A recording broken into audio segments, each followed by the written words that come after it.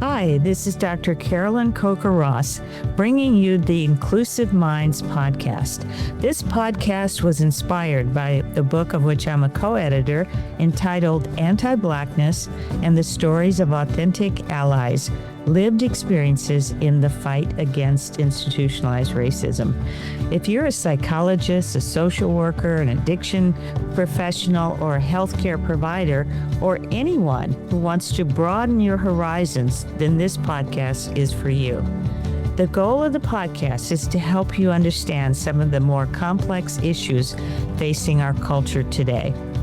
My guests are experts in their fields, and we'll be talking about a wide array of topics, including cross-cultural issues, the intersection of race and trauma, social justice, and health inequities.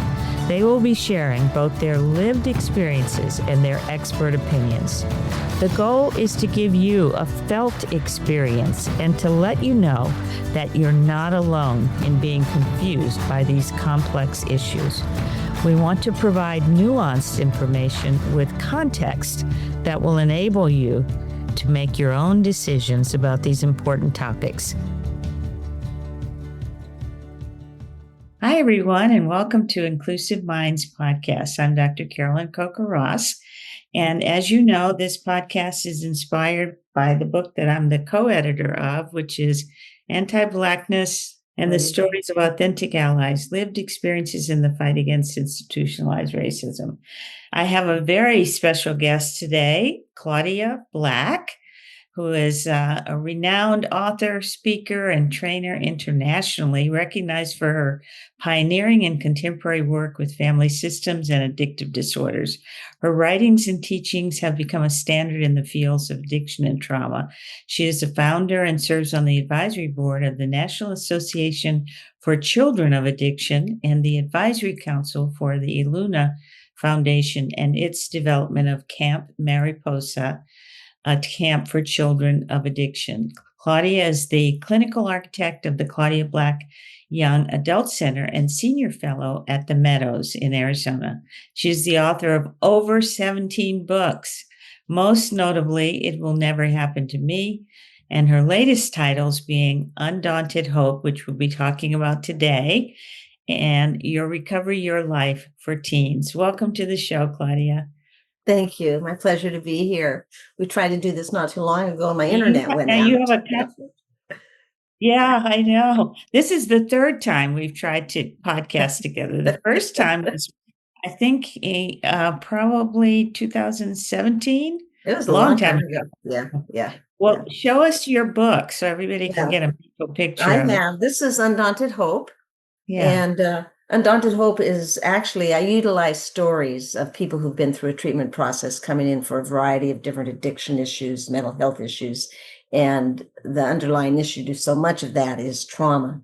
And so while I utilize people's narratives in many cases, then I also do commentary for the reader to be able to maybe better understand certain concepts.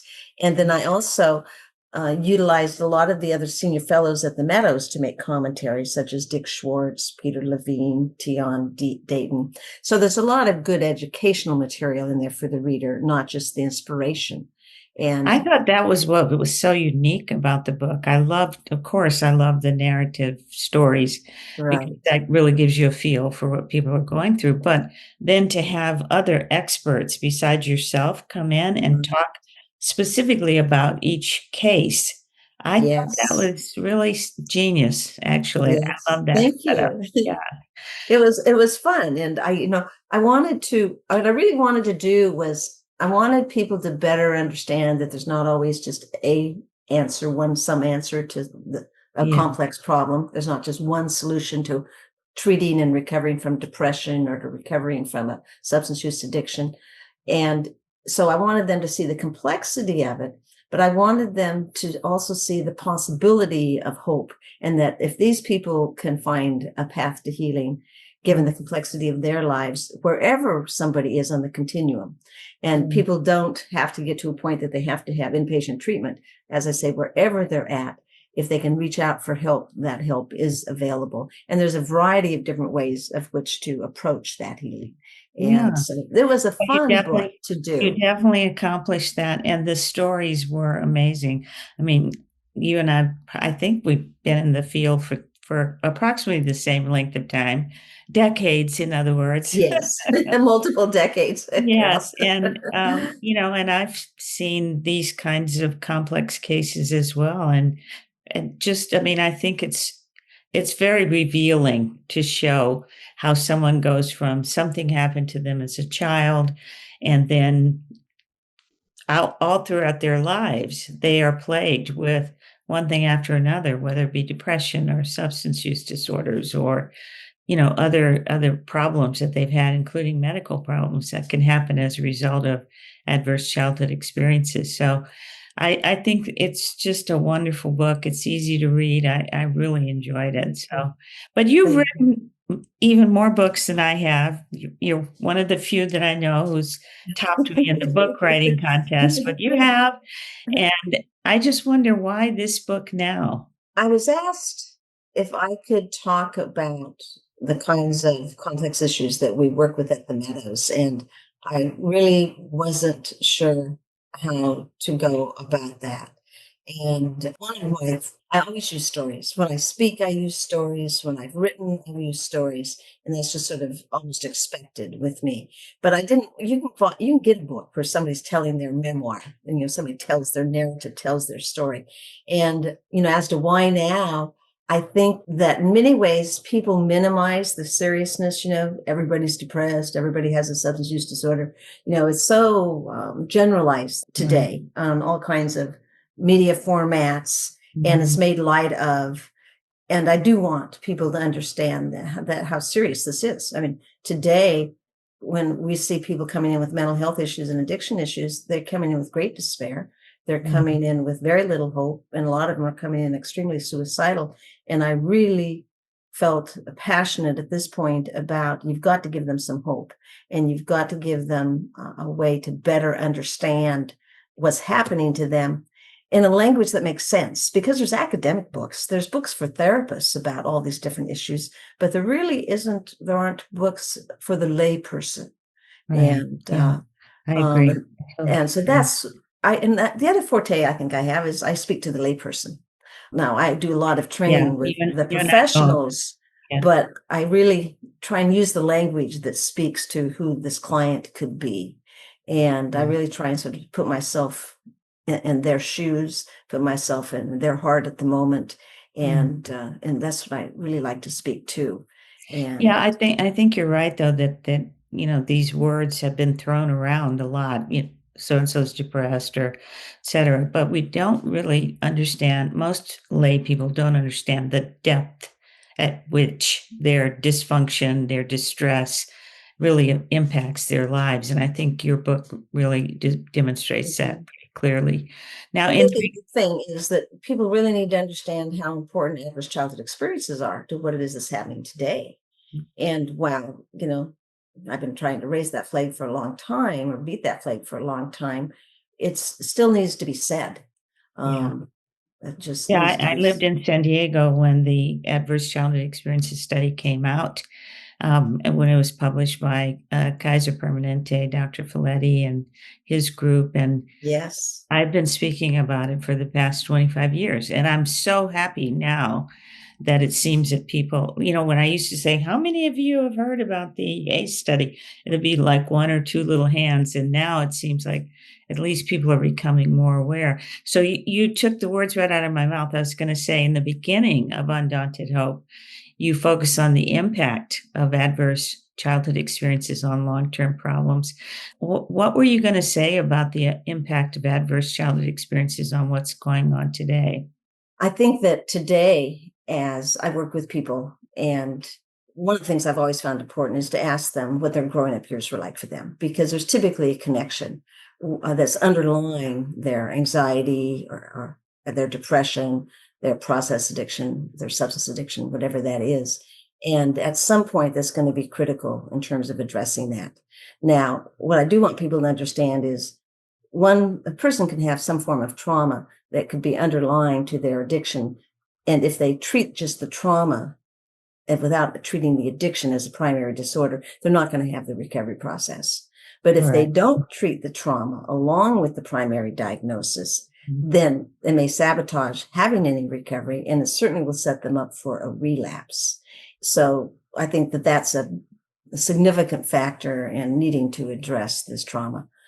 Many times it's what's the barrier that keeps people from treatment as well, is their Mhm. trauma, that they're in a fight response. They know how to be oppositional, Mhm. or they're very good at fleeing, or they're just absolutely frozen and immobilized, so they can't even get the help that they need.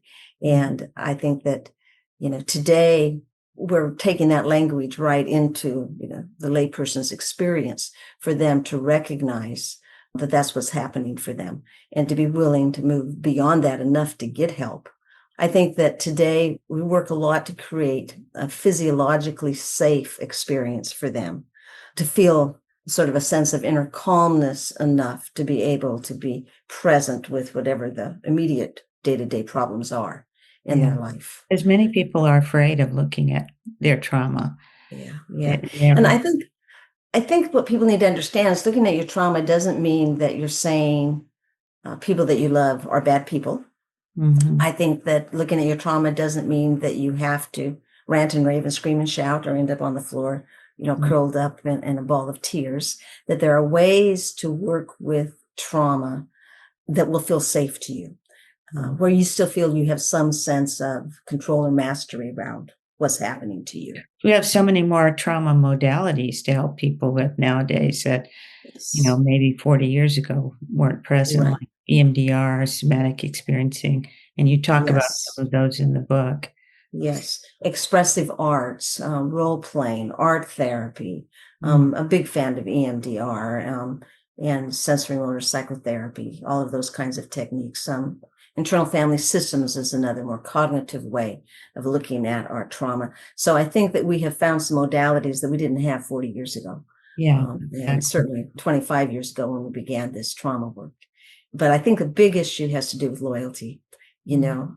I don't want to blame other people. I don't want to say, it was my parents that did something and they were bad people. And we're not saying that. We're saying Yeah. things happen to you. And that response as to what it is that happened to you is triggering a lot of this maladaptive behavior today. Yeah, and I don't know if you know, but I talk a lot about intergenerational trauma. So when you talk about, blaming the parents, most of the time the parents have had childhood trauma themselves. It Yes. can go back generations, and so Yes. everybody who had a parent who maybe was abusive, it doesn't mean it was right, but it may mean that, that they themselves were struggling with issues. So And now, more likely than not, they were. I mean, far more likely than not that they were. It's almost always intergenerational, even from one generation to the other. And, absolutely. people, they want to protect their parent. And again, as I said, you're not saying your parent is a bad parent. You may say there was some bad parenting, but that doesn't mean Yes, that the person is a bad person. But there right. was bad parenting, there was hurtful parenting, there was not good enough parenting. And as a Right. consequence of that, oftentimes we develop core beliefs about ourselves that set Mhm. us up for self-defeating behavior. I think that back to one of the first questions you asked about, why this book now, the depth of shame that I see in clients. And what I mean by that is the inability to truly cherish themselves, the inability to know their own value is so pervasive Yeah. amongst people. And that often comes from years of, in essence, not good enough parenting.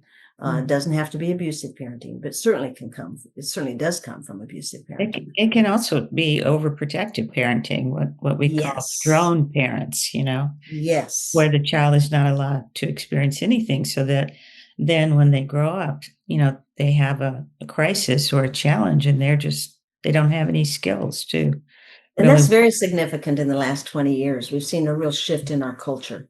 People talk about parents seeing the world so much more dangerous than it was when they grew up. And part of Mm. that is because we see things on television, on the screen that are dangerous, But when you look really at the numbers, it's actually far less dangerous culture today, physically dangerous than it was even 20 years ago. But again, very overprotective in terms of our mothering, in terms of even our fathering. And as you say, it doesn't allow the kids the opportunity to learn problem solving. It doesn't allow the kids the opportunity to learn negotiation. It doesn't allow the kids the opportunity to learn, How to conflict get up after they resolution. fall and how to get up after they That's fall. right. Yeah. That's right. Yeah. And that, we can learn from mistakes. If our kids are never allowed to make mistakes, they don't realize they can learn from mistakes. Mhm. And the consequence to so much of this is kids end up with core beliefs that I'm not capable. Right. Something really bad's going to happen if such and such doesn't happen. Or I'm afraid to make a mistake, so I'm Yes, paralyzed. I can't do anything, yes, that yes. with that fear. So, have worked a lot with young people. What do you think has been the impact of social media on the conditions that you're seeing nowadays? Um, People so often say, well, there's always some benefits to social media. Mm, I have to tell you, for the young people, I think the harm far outweighs the benefits. yeah. I think it just far outweighs. There's such a quickly addictive quality to social media. And I don't know if people are familiar with the work of John Haidt. You probably are, when he talks about the anxious generation. But I mean, the data is certainly there in terms of the amount of time that kids are spending on social media has impaired their ability for just normal socialization. They don't Yes. know how to engage in free time with other kids. Yeah. They're not making eye contact with people. They're looking down at the ground.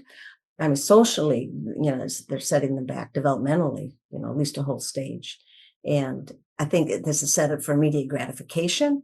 It's a setup for feelings of inadequacy because you're comparing yourself to everybody else and you think everybody else is having a good time and they have more friends than you. They're And then thinner than you, and from my eating disorder, they're thinner. There's absolutely. Body images are huge. And today we have more body image issues with men than we've ever had before. And yeah. I think that's a direct result of social media. I think Mhm. that women have historically struggled for years around the issue of food and body image, and social media has gravely, Exacerbated that. very much so. But I think the fact that we're seeing so much more with men has a lot to do with social media. Mm. And, I think that, one of the problems is today, the parents themselves are digital natives. I mean, we have parents that have grown up with the Yeah. digital world. And so we see parents not involved with their kids because of their overuse of screens. I mean, you see it Yeah. all the time. You go to a local park and, the mom sends the kids out to play on the swings and she's over here, scrolling through her social media, and that you see the kids looking for the parent for some kind of affirmation, for some kind of engagement, Or and the some kind of eye parent's not. contact. Yeah. Yes, I know yes. I've been in Starbucks and I've seen a toddler seated in a stroller and with their little Starbucks and then the mom on the table, looking down at her screen and no interaction. It's just like, wow, it's amazing that that's Yeah. happening. Yeah, no, it's very, very sad. And I'm thrilled. Just this school year alone, the numbers of school districts in our country who are either setting a rigid limit that kids cannot even bring their cell phones to school, Yeah. or they check them in when they first get there first thing in the morning, and they don't get them until they leave. I think that's I think it's also important. very disruptive to let them have it during the breaks. I think it's disruptive to let them have it in the lunch hour. I mean, the whole point isn't just for them to be attentive in the classroom, but it's also for them to have the social interaction throughout the day. Absolutely. Yeah. Now, in your book, you say, and you just mentioned this a moment ago, but I'd like to get more into it. In the book, I'm going to quote, you said, current research correlates rising depression and increased use of social media. Young people are particularly vulnerable to internalizing toxic media messages, causing them to have thoughts like, I'm not good enough, I don't have enough. And that's what we're all seeing, I think, in our work.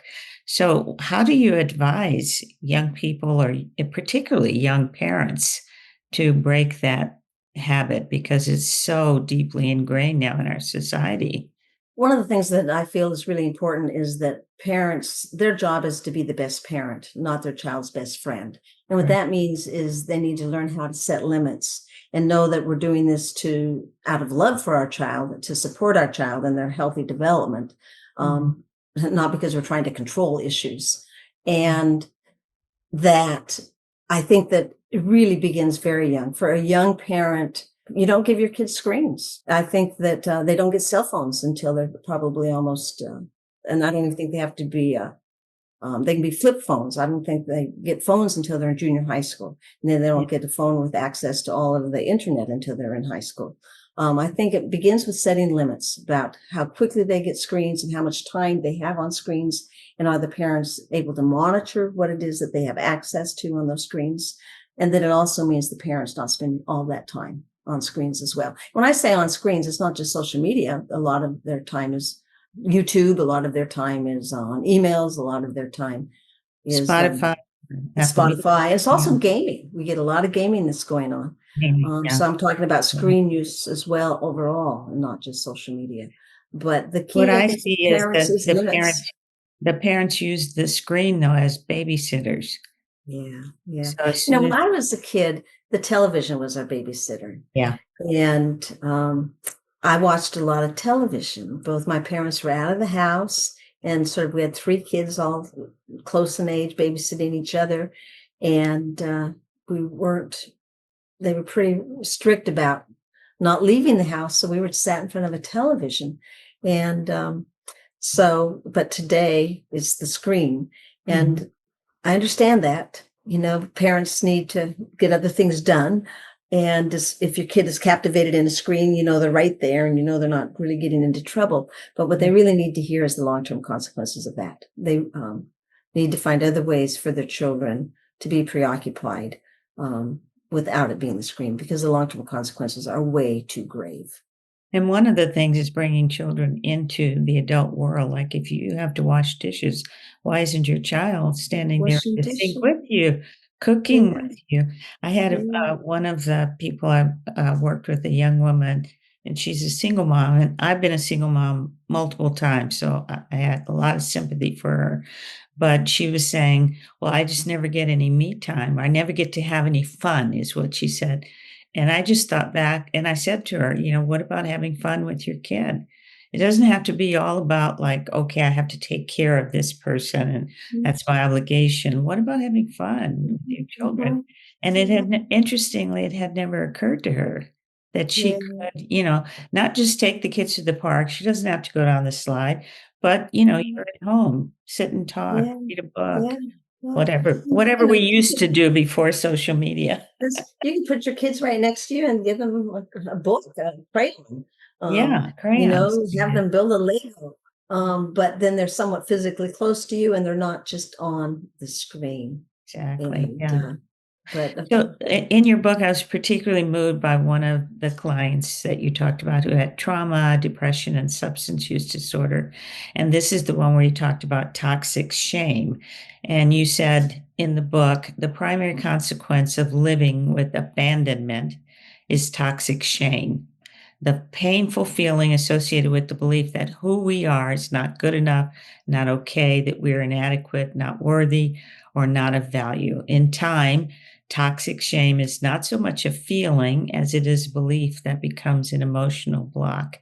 Do you think toxic shame also and abandonment feeds into the kind of the high level of narcissism we're seeing in our society?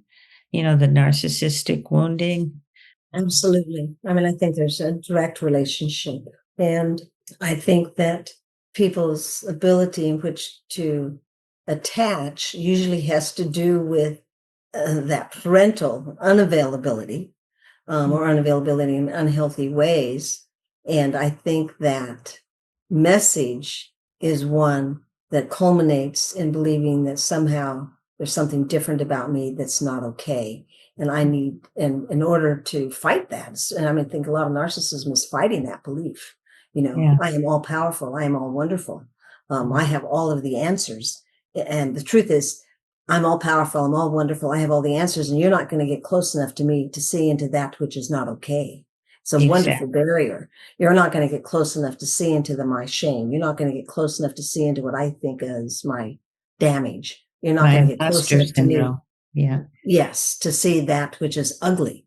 When they're talking about an internal kind of ugliness, and it gets really that the behavior of me knowing how to distance people becomes a skill. In the beginning, is a defense, needing to distance myself from people. In time, I have to practice it day in, day out. It becomes a skill, and it's Yeah. just a natural way of being. Right. Yeah. I think the other thing that promotes toxic shame is the high degree of bullying that we see with kids. Just a week or two ago in Coronado, which is a military town, it's a beach town. It's kind of an idyllic part of San Diego, actually. And a 13-year-old child committed suicide after being bullied for a long period of time, and no one did anything about it. They kind of blamed him because he was apparently a little different, or there was Yeah, something yeah. unusual about him or whatever. I think bullying is really significant. I mean, it's very pervasive. It is more pervasive today as a consequence of the internet. It's been with us for generations. Yeah. And typically, bullying has taken place in school settings, in the hallways, in the bathrooms, in the parking lots. Mhm. But when you leave the school, it's over. And not that the effect is over, but the bullying is over. Today, not only is the effect not over, but the bullying continues, because by the time you go home, chances are somebody has put a video of you being taunted. And you get people not just within your neighborhood that are now bullying you on the internet. I You can know. get people all across the world doing that. And Yeah. that bullying has the suicide rate is probably 2 to 9%, 2 to 9 times higher for kids who have been bullied than for other kids.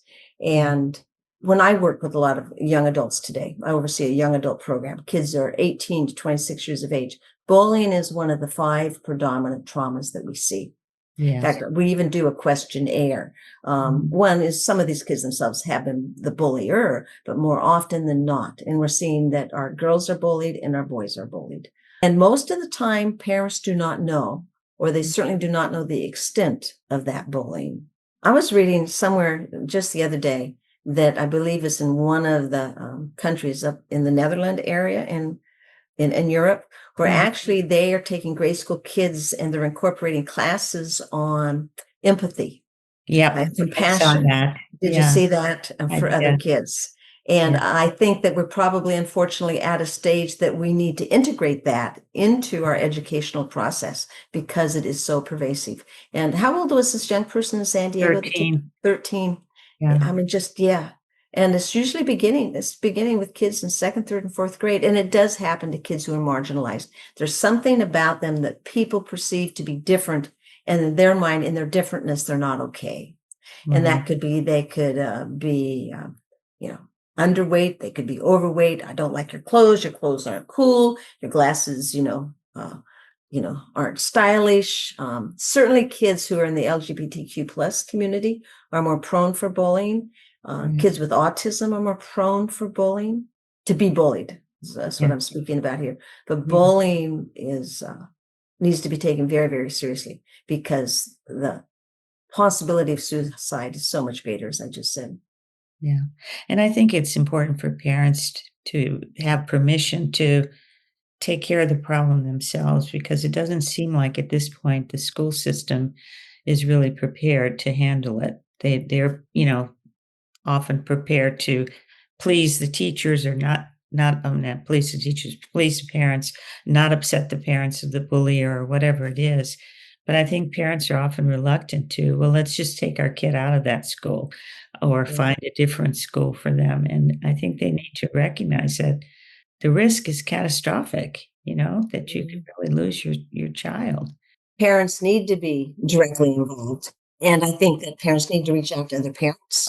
I think the parents do need to expect and ask the school to be involved. I don't think that we want to give up on the role that schools can play. Go Yeah, ahead. in this case, they did try to talk to the school, more than once, if I'm not mistaken, and, they basically kind of put the onus on the child Yeah. and said, "Well, he did this," but he did that because either he has he it wasn't any intentional harm that he caused.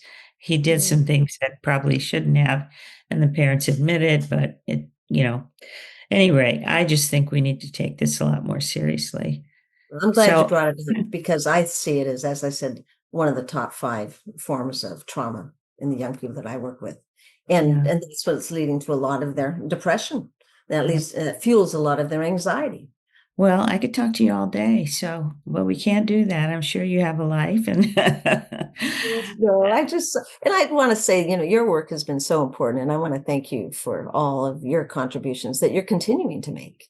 thank you. And And ditto, I've always admired you and all the things that you do. So I'm so happy we finally got to do this little podcast. I'm going to leave you with one question, and what gives you hope? oh, I have to say, working with people gives me hope, and it always has. I mean, we've both been doing this a long time, and I still feel extremely passionate about it. Yeah. And what gives me that hope is I get to be witness to what I think of as the miracles of healing and recovery. And they Yeah. don't happen because of fairy dust landing on somebody, but it's because we can create a safe space, be it in your office, my treatment center, in our environment, um, for people to do what they need to do in their healing. And far more people die of the disease of addiction than get well. I know that far more people probably still stay out there and struggle with depression than get well. But I really focus on the cup being half full versus half empty. To be able to witness the people who are willing to get through their shame and to ask for help is what really keeps me doing this work and allows me to feel hopeful.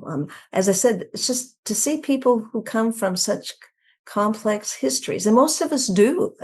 We're not unusual. Most of us do, and yet are able to transform our lives. We don't just stop a certain behavior; we transform our whole lives. Mhm. That's what gives me hope. I love it. Yeah, me too. Well, Mm. thanks again for being on Inclusive Minds, and it was, as always, a pleasure to talk to you. Thanks for listening. Please subscribe to the Inclusive Minds podcast so we can let you know when the next great guest comes on. The link to subscribe is in the caption below.